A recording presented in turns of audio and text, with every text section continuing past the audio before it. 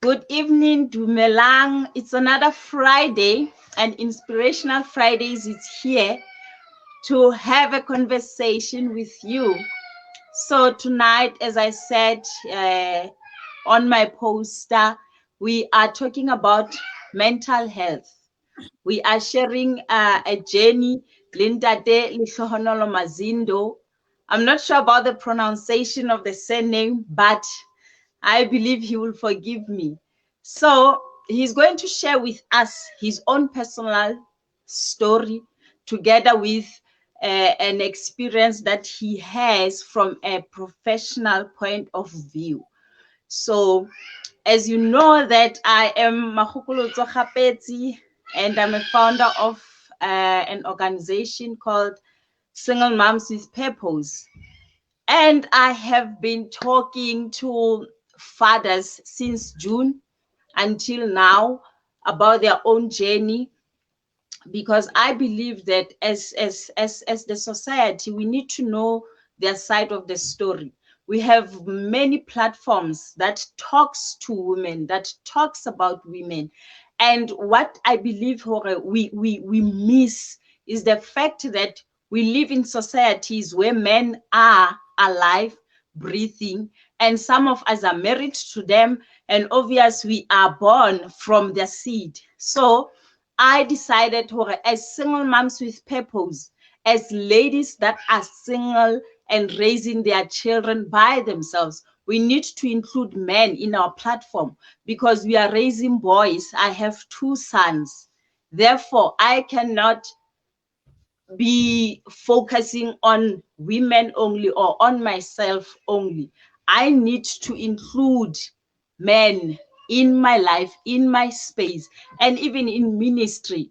So tonight we are talking mental health because we know in our communities or when we grew up, we were told that monna ke nku ha lle, as if men are excluded from problems, as if men are excluded from anything that we come across every day as women.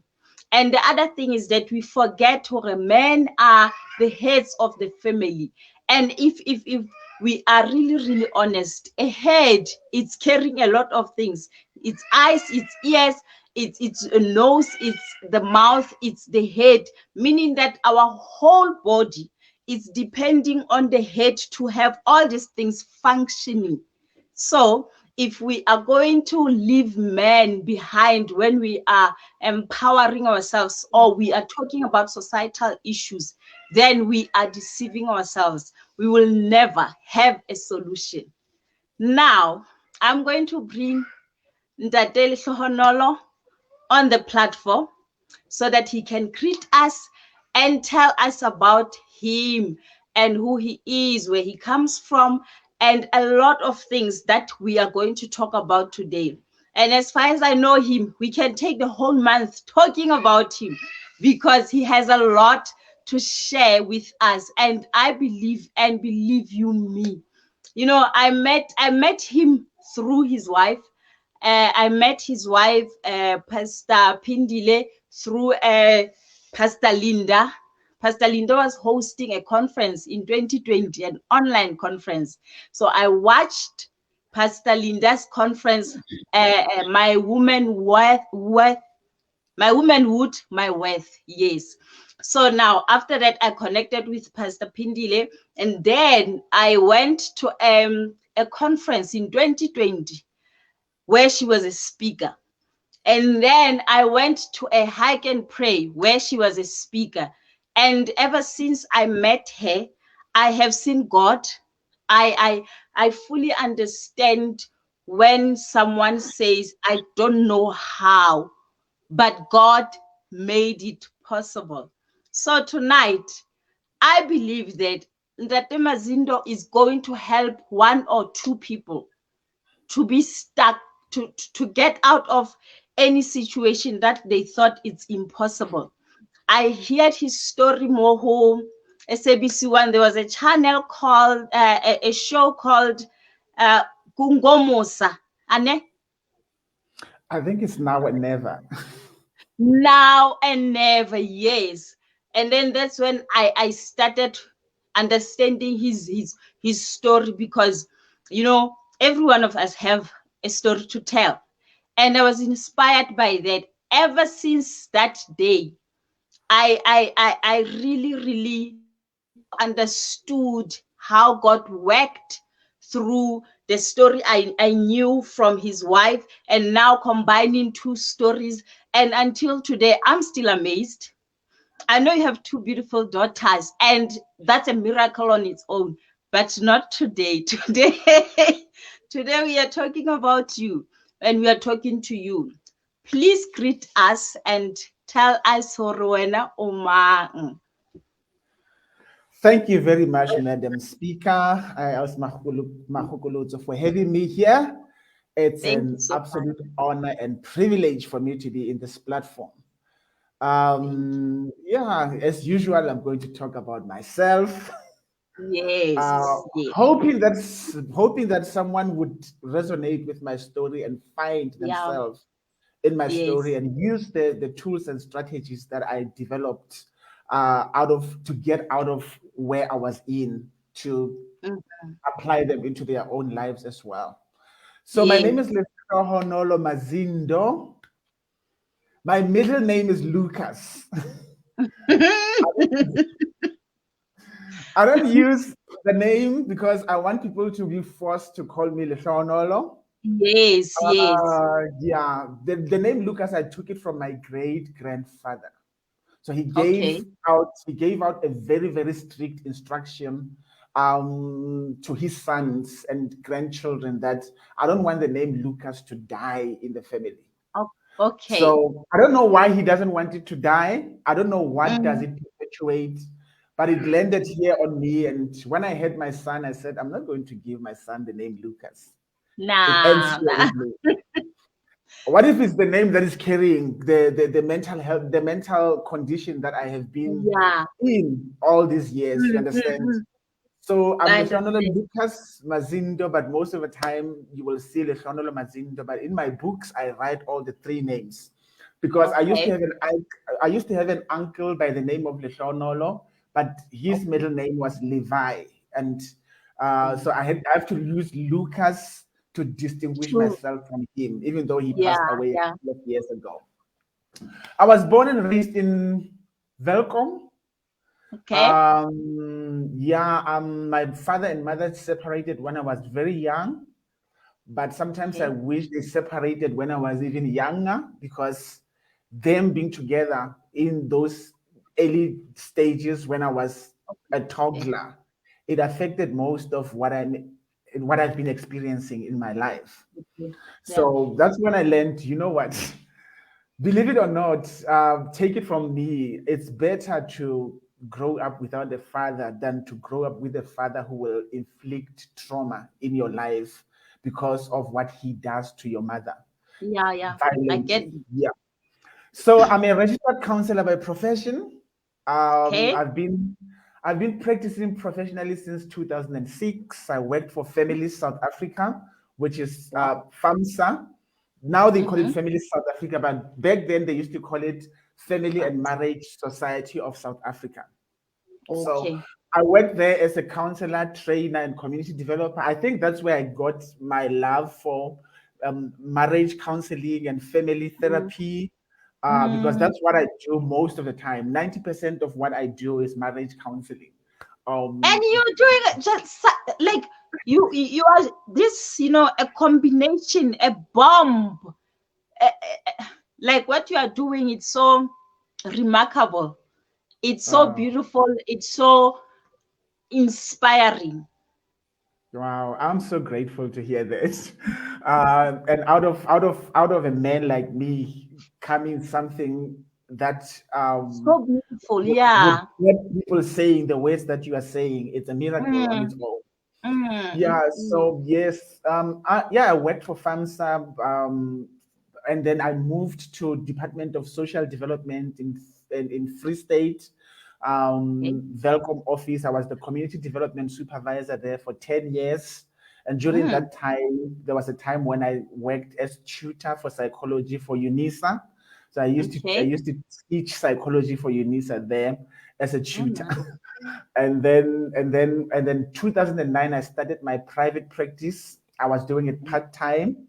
So I've Mm-hmm. been running a private practice as a counselor, as a registered counselor since 2009. I'm still running a private practice today.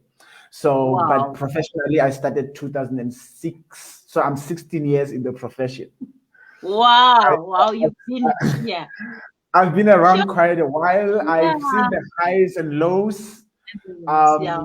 But prior to me studying psychology, I think it was back in 1999. I was about 19 years old. I'm giving out my Okay. age now. So the first time I was diagnosed with depression, or maybe I will talk to you about that now. Let me finish what I wanted to say. So from Okay. Department of Social Development, I moved over to Gauteng and I started teaching psychology for Okay. one of the private institutions um, here in South Africa. It's a very, very reputable institution, the South African Yeah. College of Applied Psychology. Mm-hmm. So we are busy with making the assessments now. We're spending Yeah. sleepless nights. I was wondering, can I have the energy to do this? And I said, but you've been doing that for a while, so please Yeah. continue to do it. And then I worked briefly with Dr. David Mulapo, I think for about 2 years at ICANN as the international facilitator and master Mm-hmm. trainer there. Yeah, Mm-hmm. so yeah, and I did a lot of work there. I mean, a lot of work. So, Mm-hmm. but currently I teach psychology and I'm still in private practice and I run a few businesses that do consulting services. Okay.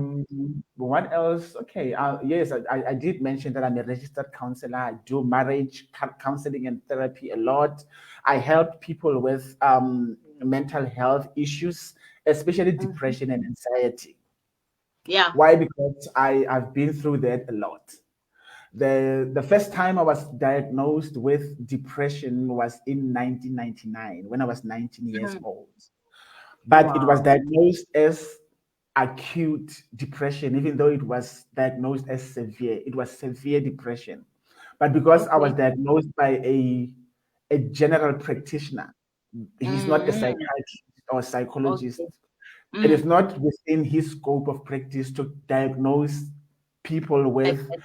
Yeah. chronic psychological disorders. So he just diagnosed Mm. it as acute, and he gave me Okay. a medication for about 14 days. I think I was doing electrical engineering back then at one of the FET colleges where I used to Okay. stay in Velcom, Free State. Mm.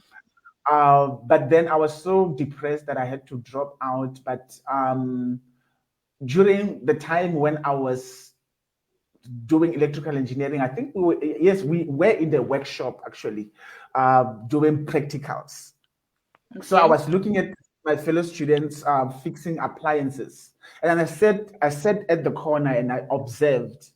And Mm-hmm. sitting there, I felt like something like light, a question coming to me that says, Okay. all these appliances have people who fix them when they're broken. But Mm. who fixes these people when they're broken? Wow. And then I, I was interrupted. I didn't know what to do with the question. And and when I was like Mhm. the other thing Yeah, is, what kind of question is that? yes, what type of question is that? I'm here to learn to fix appliances. So why is the question coming to me? And when I was trying to figure out the answer, it's like the voice came from outside and talking into me saying, if there's anyone who will fix people when they are broken, it will have to be you, pointing at me. That was the end of school for me back then. I remember I tried to continue, but when I dropped out is when I had a mathematics paper. It was a 3 hour paper. And the last Okay. time I checked, I was looking at a question paper. And when I get Papa my bag time up, I have not started. Wow. When I Yeah. walked out of that class, I never returned. It was 1999. 2000, I took a gap year trying to gear myself up for the new career, seeking God's face about the Mm. question. And And then 2001, I started enrolling now for BA in psychology and industrial psychology. I Okay. graduated 2004 and I did Bachelor of Psychology, graduated 2006. And that's when I started my profession. Wow. So yeah, I've never looked back since then. Yes, I've been in the profession. Everything that I've been doing, it has it has a lot of the profession that I am in it. So it was 2006, 2007, 2008. I was diagnosed now by the clinical psychologist and the psychiatrist with Okay. major depressive disorder. Mhm. And major depressive disorder now it's a clinical depression and it's chronic.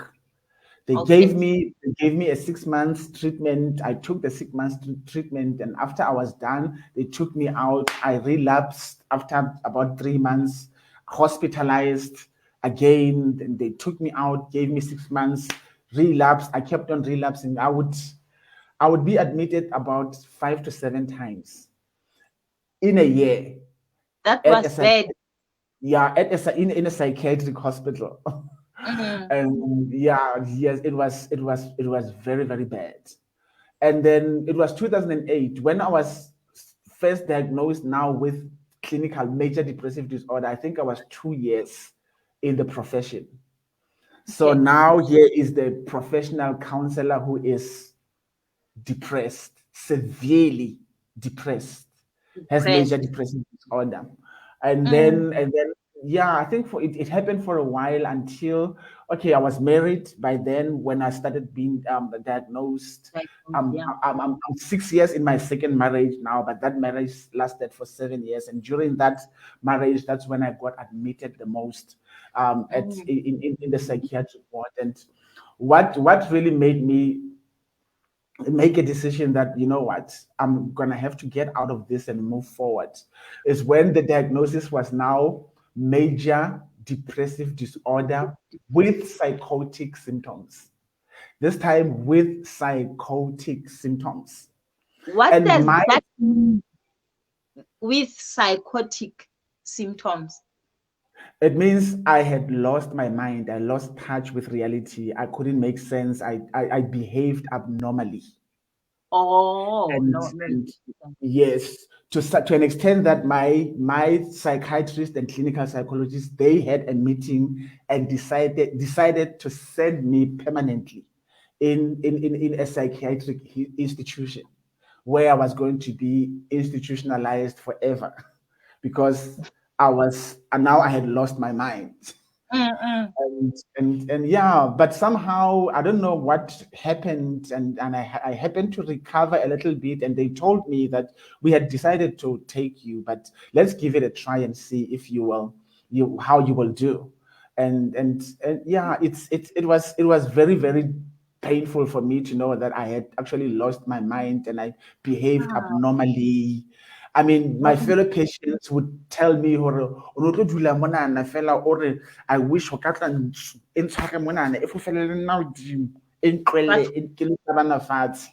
I mm, didn't, I mm, didn't know what they were talking about. Sometimes it like tell I take and sleep under the bed. And I didn't know. Sometimes I would just be sitting on the floor. People mm. are narrating these things to me. I didn't know. I ended up saying to them, please stop telling me these things because you are hurting me. It's I better yeah, if I, it yeah. must be painful. Yeah. Yeah, so it was so bad that okay, I think after that they put me again in a 6 month treatment, and afterwards I relapsed.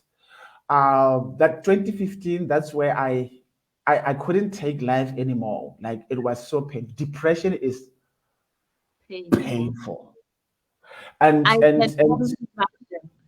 I just thought to myself, rather than live like this, I'd rather die young and not know life at all. That's where I swallowed a very, very a toxic, poisonous substance that, like, it started burning me when I was swallowing, Mm, and it destroyed. It sort of tore my small intestines, and but when I was ready to die and lying in bed, a thought came to me that you know what? now you are dying, and your son, I had a son, I had my son there. He was about 4, 5 years old.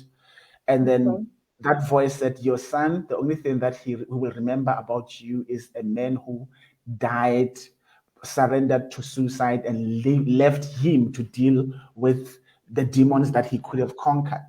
So the thought Yeah. about my son, it forced me out of bed. I drove into a car. I couldn't see the road, but I drove myself to the hospital. I don't know how I got there, because when I got to the hospital, I was already unconscious. And I woke up a couple of days later. I was in a surgical ward.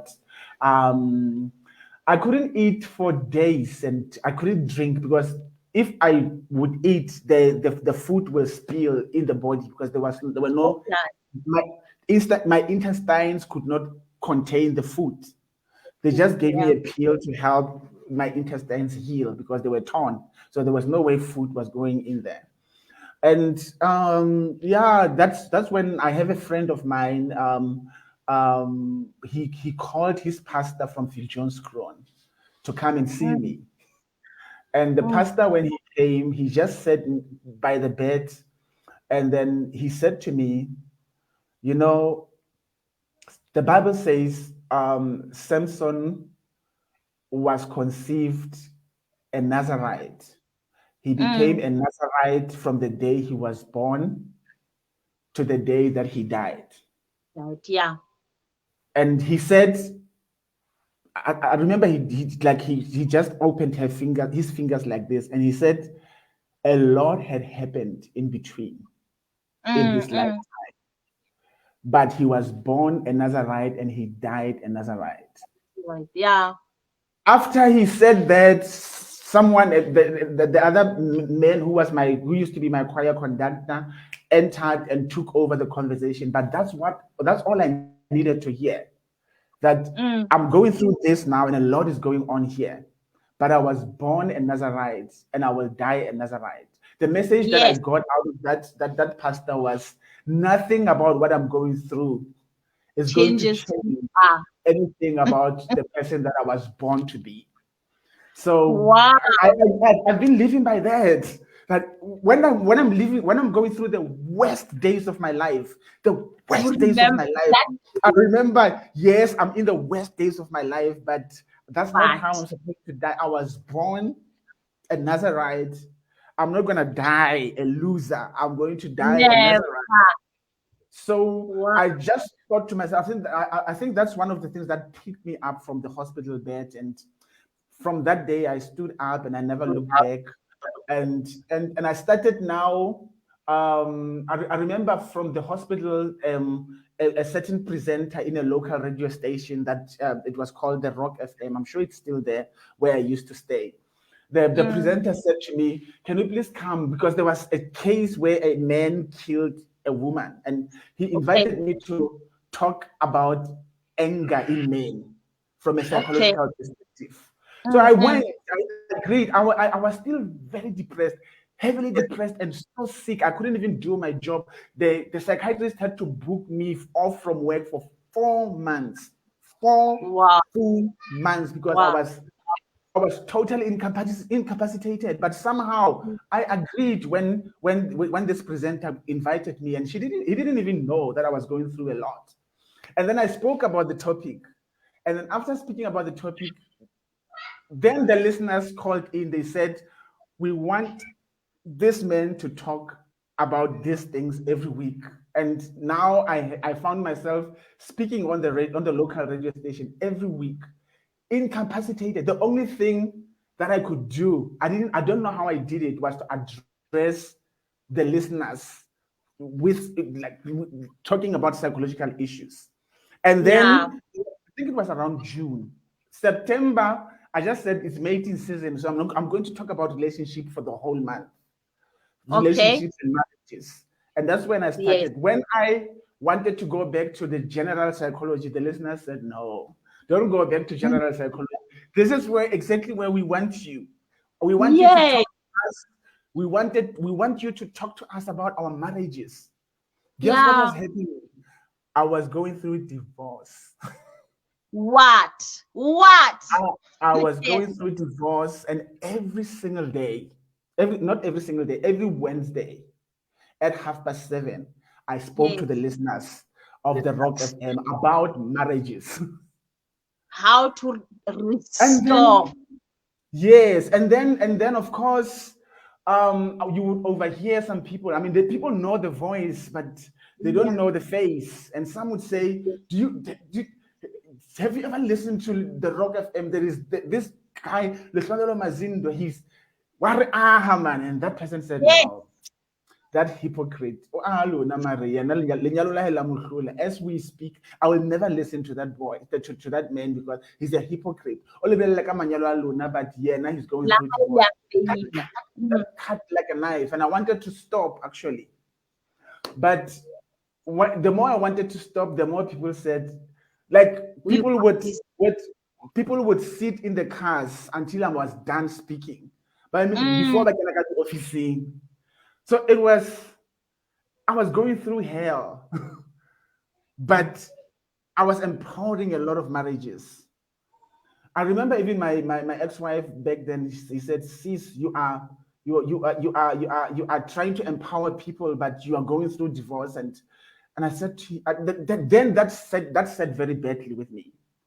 I'm obvious. empowering marriages, but at the same time, I'm questioning myself. How can I empower people to make their marriages a success when I cannot make my own marriage work? I questioned myself, and I thought to myself, you know what, I want to stop this. I'm going to look for a job as a bus driver or as a truck driver. But every time I made that decision and I wanted to act on it, I felt like I was working out on myself. That's why I had several attempts of suicide, because I felt there's nothing else that I can do. This is me. When I walk out here, I'm working out on myself. Until I said to myself, you know what? I know I'm going through a divorce, but it seems like I'm doing a good job here. Yeah. Even though I'm incapacitated, this seems like the only thing that I'm able to do at the moment. Yes. It's like, after when I get out of the studio, I look like a dead man walking. But as soon as they open the mic, I would come alive. But after that, no, I'm a dead man walking. I want to die. I can't do this anymore. So I thought to myself, you know what? I'm going to use the broken pieces of my marriage to build other people's marriages. I'm going to use the broken pieces of my life to help people build their own lives. Found new purpose, and then, but then I was still having a lot of relapses. Because I felt like I didn't deserve. I'm the unworthy marriage counselor. I'm the unworthy mental health practitioner, because I help people who are depressed, but I'm more depressed than them.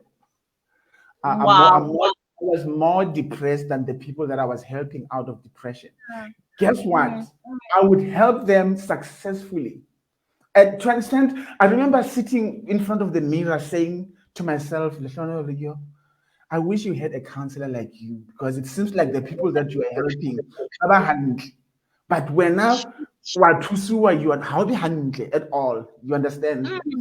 And then I think the 2014 going through a divorce, but in the radio 2015 I was still in the radio, and the divorce was finalized, and the rest of the year I was still talking. I'm a new divorcee, still empowering people about their marriages. No plans of getting married anytime soon. And my plans changed 2016, 25 March 2016. I saw this woman for the first time. I mean, to me, it was love at first sight. She was a preacher in Krugersdorp. She was the guest speaker there, but she was sort of the son in the house, and I was the son in the house. I remember I was supposed to have gone for my sister's negotiations in Bloemfontein, but I decided to miss the negotiations and go for the Easter conference. And then that's when I saw Sister Pindile Innocentia Demande back then, Pastor Pindile Innocentia Demande, and she was preaching the message, Destiny Written. I was up on my feet the whole service, and I didn't even know that I was the only one. So I was pastoring a church back then, and after she was done preaching, they came to me, they said, oh my goodness, you know what? We are so glad that we have the first lady who can speak English. I said, who are you talking What? about? And there was a fuss. They started calling her first lady. And then I was defeated, and I don't want to lie. I couldn't sleep at night. I was saying, I want her. The church that I'm leading wants her. I hope she wants me. I hope she Yes. wants them. You can only So, hope. long story short, it was the 25th of March, 26th, 27th. We started interacting for the first time. I invited him on Facebook. He didn't accept me. She didn't accept me. And then it was Sunday, Monday, Tuesday, she inboxed me. And I think it was around 8. We chatted until around 4. And the rest is Amen. history. It was March 7th of May. She came to support me. I was a guest speaker, but during that Okay. service, I bought a ring. I had already done my homework. I proposed. It was the 7th of May. I proposed in front of people, and they came. Wow. I thought they were going to fall on me. Like they came like the ton of bricks falling to just to Yeah. see what was happening, and the pressure was on me. I hope she says yes. And then she did say yes. And after the event, I gave her the letter from Okay. my delegates, my Yes. parent side of the family. Said, Okay. please tell your parents that on the 21st of May, it will be my late mother's birthday. We are coming. Okay. Okay. It was the 7th. I said that on the 21st of I said that for the 21st of May, and she went. Fortunately, they were available and they arranged very quickly. So we met. The first time I saw her, it was the 25th of March, and then 7th of May, I proposed. 21st of May, I paid Lobola in full. And then they said to me at where she was staying, now she's your wife, don't worry. Uh, I think Wow. I think that's the next day. No, I think that the next month we were installed. Both of us were installed at church. We were announced and installed. The 2nd of September, we signed at Home Affairs, and the 29th of October, we did a wedding celebration. My life began I, to change. and, wow. and but I was still doubtful when it comes to the ministry of marriage until I went to United States of America, Florida, Fort Lauderdale, for Les Brown, for the training by Les Brown. It was a very intensive 3-day training. It was a Okay. speaker coach training by Les Brown himself, and he calls his family the first family of motivation. Some of his children and some of the team members there. And then we were telling our stories, and I happened to tell him my story. I said I wrote a book on marriage, but Mm. I'm see, and I do a lot of marriage programs, and I feel like I'm not the person who should be doing these things, and I get Yeah. discouraged. But the problem is that Mm. every time I try to quit, I feel like I'm working out on myself. I was very honest with him. And then after I Mm. was done talking, if you know Les Brown, he has this signature laughter that is very contagious. He laughed his lungs out, and while he was laughing, he said, God has a sense of humor." And Wow. laughing, he will make you strong for other people where you're not strong for yourself. And then he continued to laugh. And then all of a Mm. sudden he changed his countenance. He became serious. He looked at Mm. me and said, don't stop doing marriage programs. You didn't choose it. You were chosen for it. And then No. he looked the other way and continued with his business. I think that was the reason I went to America. I went to Yeah. America to hear Les Brown say to me, don't stop the marriage programs. You didn't choose it, you were chosen for it. Mm. A couple of years later now, I'm still a marriage counselor, a marriage therapist. And trust me, I'm saving more marriages now than I did before I went through depression, before I went through divorce, before I went Mm. through misery, before I went through suicide, like the near death experiences because of how dangerous the suicidal attempts that I made. Wait. It was a close call. I should have died. I shouldn't be here. So, yeah. And that's my journey. So I still help people who have depression. I still help people who have anxiety, Mm. and I still have to help people with their marriages. Sometimes I Wow. save sometimes I save the marriage, sometimes I save the person from the marriage. Yeah, yeah, yeah. Whatever it is necessary, whatever is There has necessary. to be someone who's saved or something that's been saved.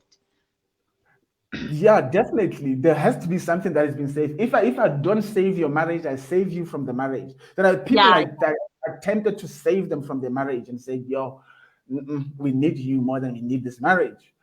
yeah, So, but most of the time, I mean, God has been using me mightily in the area of marriages. I mean, people were giving up. Some people came looking for divorce counseling, and then now it was a marriage counseling, and now they are together, and I get invited on their wedding anniversary. They are renewing their vows. I have to go and be a speaker there. yeah. And they came to me because they wanted to divorce. And Divorce, yeah. yeah, so that's where I am. But one thing that you need to know about me is that I'm still living with depression now. I'm still living with major depressive disorder. I Unfortunately, I still live with it. And yeah, it's now I'm the child of God. I'm not ashamed to say that. I'm a child of God. I'm a mental health practitioner. Yes, I've been through divorce, but be that as it may, I'm still a child of God. I'm still a Nazarite. I'm a marriage counselor, and I'm a mental Yes, health practitioner. yes, Even yes. so, someone once said it's impossible to be a child of God and be depressed. I said, come and look at me. I'm a child of Yeah. God. I live with depression, but I'm living the best life that I could ever have asked for. The question Mm, is, how am I surviving? How am I living with depression? Depression is a killer. Like I said, yeah. that thing is very painful. Actually, it Mm, was discovered by my clinical psychologist that it's like something that I was born inclined to experiencing. Because I have several of my uncles died by suicide, and others just destroyed themselves unnecessarily. And it seems like I inherited that from my father's side of the family. okay. I still have a therapist. Okay. I still go for psychotherapy. Mm, I still go to the psychiatrist. okay. I still take my antidepressants. Now I am on chronic antidepressants, no longer 6 months. After 6 months, I have to go and get another script. So Okay. I drink antidepressants every day. Mm, Um, I, s- I cannot sleep without medication, mm, but mm, it's actually a prescribed medication by medication. the psychiatrist. So I make sure that I don't overdose. If I feel like, you know what, it's like the medication is not that strong, I go to my psychiatrist, I talk to him about it, and he will definitely adjust the medication. But Mm, a couple of years ago, I think it was 2019, like when I moved here, I had to change the psychiatrist, only to find that my psychiatrist who treated me back in Velcom, he thought if this medication could change this person from being psychotic to being normal again, it means it's going to work for him. So he never changed it, even though it no longer worked. So oh, uh, the recent relapse that I had was in 2019. Now wow. I was in my current marriage. Yeah. Um, I remember that's the month I resigned from ICANN because I found a job somewhere, but I was so heavily depressed and incapacitated. I couldn't even construct a sentence. And where I was supposed to go and work, I was going to be a telephone clinician, working, Ooh. providing counseling over the phone. Mm, I didn't even know what counseling was all about. I forgot the skill that I've been practicing for so many years. I couldn't do a public talk. I mean, I remember I was invited to do a motivational talk. I couldn't even hear what I was saying. My wife had to come to my rescue and take the podium and speak.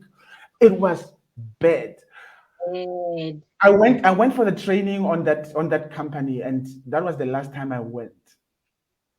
And I never came back. I mean, I didn't even tell them I'm not coming back. I just left that like that. They kept on sending me emails. I didn't even respond to the emails. And I didn't even know how to respond to the emails. I didn't even know what to say to them. And I think I was unemployed for about 8 months, somewhere there. Mm. All those months I was sleeping for about 18 hours a day. What? Couldn't do anything. The only thing that I knew I could do, which I had to force myself not to do, was to put a rope around the pole in the ceiling and hang it on my neck. I fantasized about that 24 hours a day. In 2019. So in 2019, unemployed, I couldn't afford to leave. My wife is pregnant with our daughter, Ratilwe. She's pregnant. When I left the company that we were working for together, they also got rid of her. So both of us were unemployed. So I had to Wow. go and stay with my mother-in-law. Sure. I stayed with my Mm. mother-in-law, totally incapacitated. My wife would go to preach pregnant, and she would use the money for the honorarium to buy my medication. She Sure. fought for my life. Like she didn't even think about herself. She didn't have time to be pregnant. I have a man lying in bed. He can't do anything. He needs the I need to pills. make it He needs plan. to, he needs to recover. Like I don't And know it's going to how. recover. I don't know where my wife took that strength. I don't even know how to ask her. I don't think she knows, but I mean, she was at the verge of giving birth. She could give birth on the pulpit and she would preach her lungs out. And then they would give her an honorarium of 500 rand. She would say, okay, we will survive with chelete ya mama ya mdende. They call it mdende here, Mm. the sasa money. But I'm going to use this money to buy my husband medication. Medication. So I didn't have long-term plans because like it was a cul-de-sac for me. It was an end of the road. I had daily goals. My goal for Okay. each day is it was if this day passes and I have not killed myself, then that is an achievement. To me, Sure. it was a very big achievement every single day because the urge to kill myself was so strong. Wonderful. I, How? stay, I stayed with my mother-in-law, taken care of by my wife and my mother-in-law for 2 years Sure. until I could get. Even when I got a job, I went back to teach at SACAP. I still teach there, but I could barely survive. We didn't have any. We lost everything. I remember I used to take my laptop and put it on the corner of the baby's cot. I think which was donated at a baby shower. That was my desk, the corner of the baby's cot, and because we presented virtually the classes, and I Mm. I had to struggle to put my sentences together. I had to make it work, and but I was still very very weak, and I worked extra hard to facilitate those classes. And How? and and yeah, it took a while for me to recover. Now I'm fully recovered, but I'm still on medication, so the medication is working very well. So Okay. That's I'm fully recovered now. I'm everywhere. I'm here. I'm there. I don't know how I managed to do all these things, but I'm virtually everywhere. And now we are staying in our own apartment, and God has really restored us, and we are we mm, are we are making a difference. I think it's safe to say we are changing the world you at our own are. pace, in our own way. So You that's my are. story, and I'm sticking to it. Yeah. I remember when we start, I said you are magical. There's like you're a miracle because I know the background, but today you gave it fully to me. And imagine we didn't talk about your childhood. We didn't talk about how you survived those years and whatnot. But from now, where we started, and life in the streets when I was a teenager. in the streets, going to school, going back to the streets, like, okay, fine. So when you were talking, I picked up a few things. I think all of us can relate to something. When you said that you were saving marriages, but yours was failing. What I understood from there is I'm a believer of purpose. I believe that, especially if life tried to swallow you, but you managed to stand, you managed to come back from wherever it has put you. I believe that everything about us, it's surrounded by our purpose. Now, your depression, your personal journey, you been living with depression, it's not about you, but it's about people that you are called to minister to. You having your first marriage failing like that, experiencing everything you experienced in that, it was not about you, but it was about every marriage that you are restoring today. Again, it was also for this marriage that you are in today.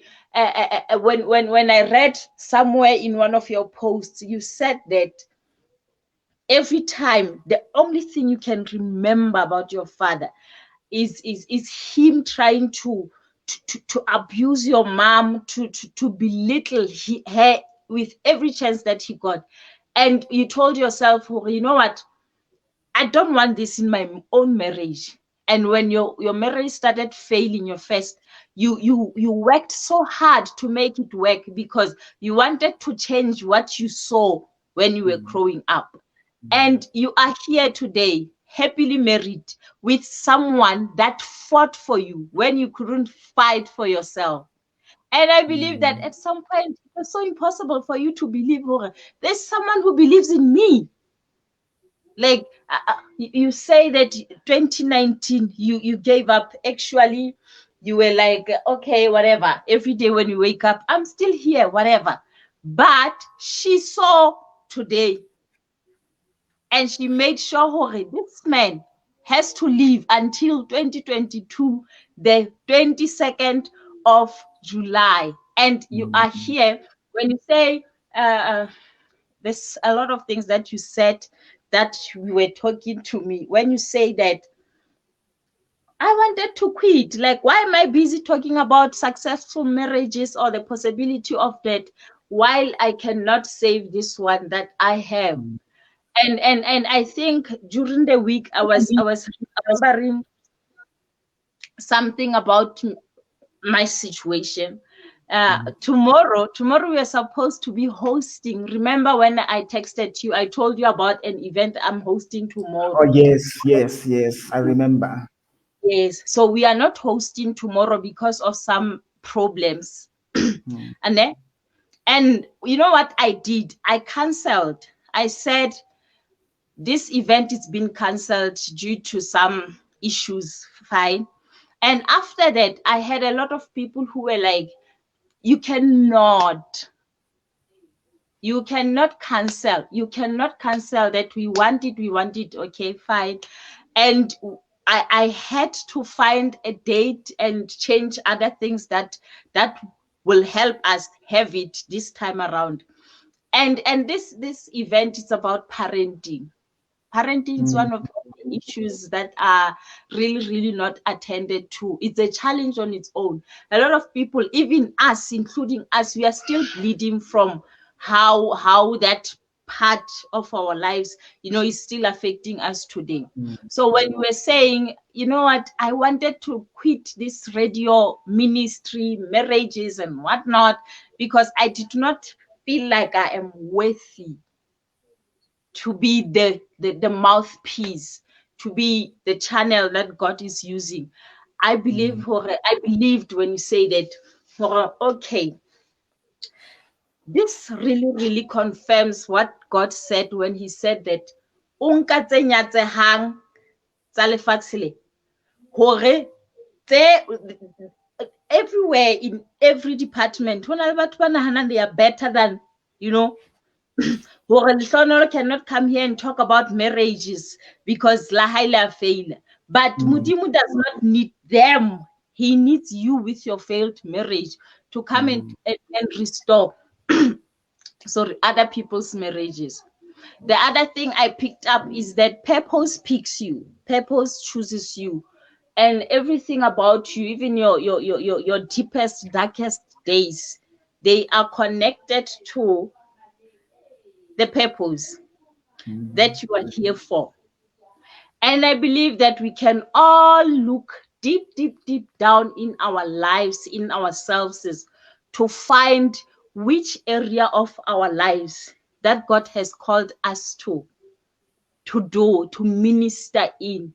And also, someone once said, you are more capable and dangerous when you overcome from within, rather than when you are just standing there as a lecturer, as a professional, because you studied, and then you are telling these people, oh, you know what, yes, marriages work, and then you are giving them what's written in the book, and then you are there teaching these students. Some don't even understand this concept. How do I apply? But because you have been in the deep experience and life of this profession and these situations, you are more capable to say, man, in this instance, you need to save yourself. It's not about the marriage.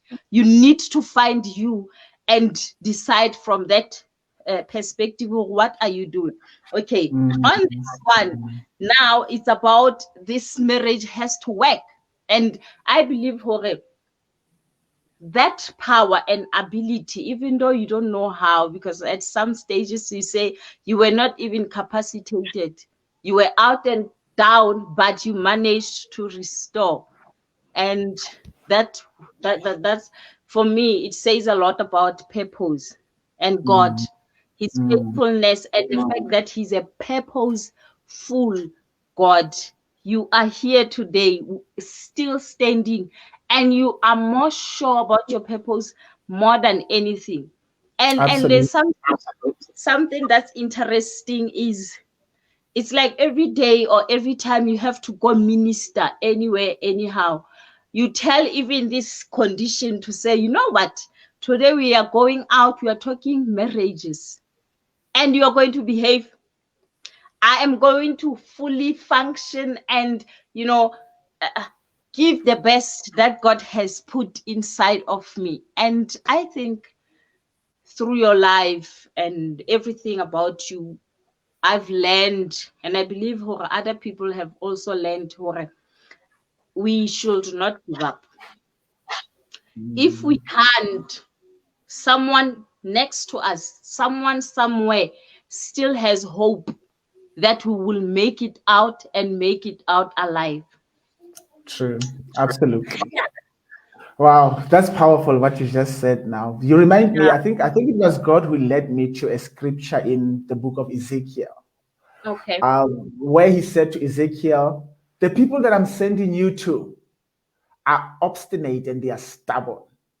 Okay. And God said, but don't worry. I've made you as obstinate and as stubborn as they are. So God was saying to Ezekiel, I've made you like the people that I have sent you to save. Yes. And then I said to myself, what if the reason why I'm living with depression is because God made me like the people he sent me to minister to save? Yeah. What if I went through a divorce because God was making me like the people that he's sending me to save and to minister to? See? What if God made me jobless and incapacitated? Like, people say, what do you call a man I for over 2 years because I was recovering from a very, very severe depressive episode and attack. Yeah. Maybe God took me through that because he was making me like the people he's sending me to save. Yeah. Because I believe I'm not called for the perfect people. I'm not called for the millionaire at 18. I'm not Now. called for, I made my first marriage for 50 years. I'm not called for those people. Yeah. I'm called for someone who said, I'm 40, I'm 45, and I'm going for my third divorce. I'm called for those people. Yeah. Yes. I'm called for people who say I'm 50 and I don't have a job.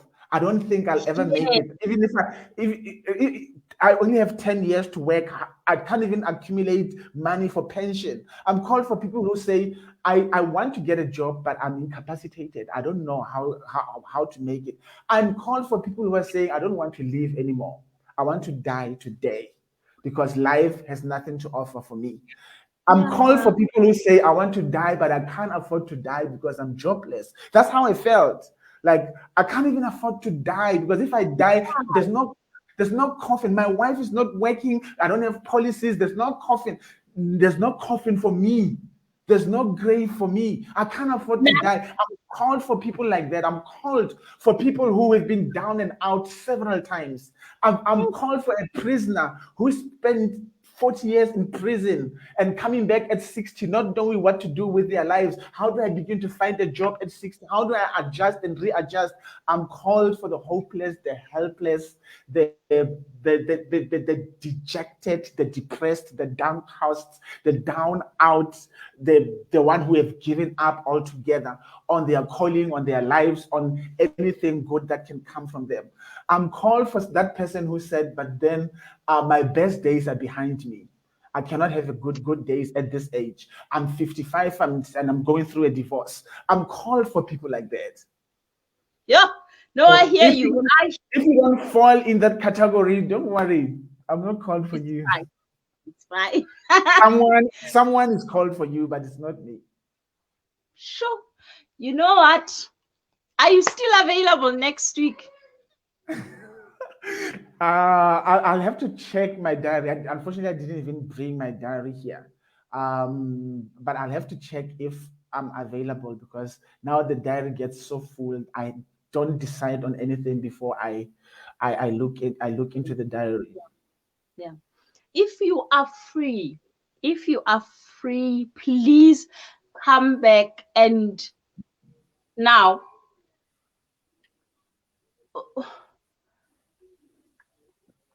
be a preacher. That preacher, I need that. I need that. Please come back next week if you are free, you are still free, and be a preacher living with depression, a child of God living with depression. I need to understand you to give us winning techniques. We may not have the same whatever, but that I need you to release weights. When you come back, please come and plant seeds, plant weights, solutions, direction, whatever methods, whatever made you come out, whatever made you recover, whatever helped you, however, every area of your life where you have overcome. I know there's a lot, but I need you next week to just, if you are coming, if you are free to that preacher in you to come out. I think Wow. Amen. we Yeah, will I will need. look. Yeah, I will look into my Yeah. diary and check my availability, and then I will advise you as soon as possible. And thank you so much. I'm a very emotional kind of a person, so my eyes are really teary right now. And now because I'm one of the people that you are called for. So I get you. I get you. And thank you so much. Thank you so much. Before I cry, I think we need to say good night. And to everyone, please, Ntate Mazindo, please tell Mehora I am so thankful that she allowed you to be here with us. Thank you so much from the Maz. Am I right? Am I calling it Yes, right? ma'am. Yes, Yeah. ma'am. I'm Correct. so Absolutely thankful. correct. Yeah, Yeah, I'm so I'm sure she's thankful. watching in the other room, so she can hear what you say. Okay, okay. Yeah, I'm so thankful. I am. If there are people that I can say I managed to stick to my purpose, it's you guys. Like, as I said, I've been following you and I saw God. I saw God taking you through all these stories that you just told us about, you being not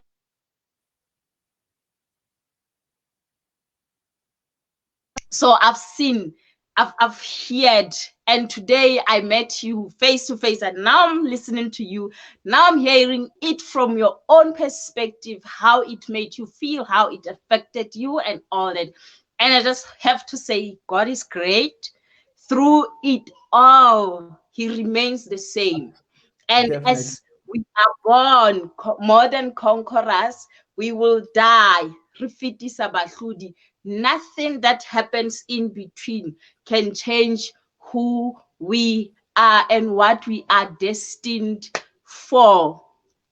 Yes, Thank you so definitely. much. Thank you so much. And then It's we will communicate. Hopefully, you are still free. I am praying that you are, because I think part 2 will be very needed. It's needed. Thank you so much, Ndade. A good night. And please say hi to the girls. Give them my high five and my hug and a kiss. And I pray that God continue to carry your family, to carry you, to equip you, and to strengthen you, and to be the light upon your feet. And may His word continue to give you direction. And may it always, all the time, be the manual that you live your life with. Thank you so much and good night. I'm very much grateful Everyone, and thank you so much for having me once again. thank you so much. So everyone who has joined us tonight, thank you so much. I'm going to repeat this clip. I'm going to listen to it. I need to. And I thank God that we had this day. I thank God that, you know what, He was faithful enough to give us this time. So until we meet again next week, Friday, hoping that Mazindo wa khutla, then God bless you all. Have a wonderful weekend. Good night.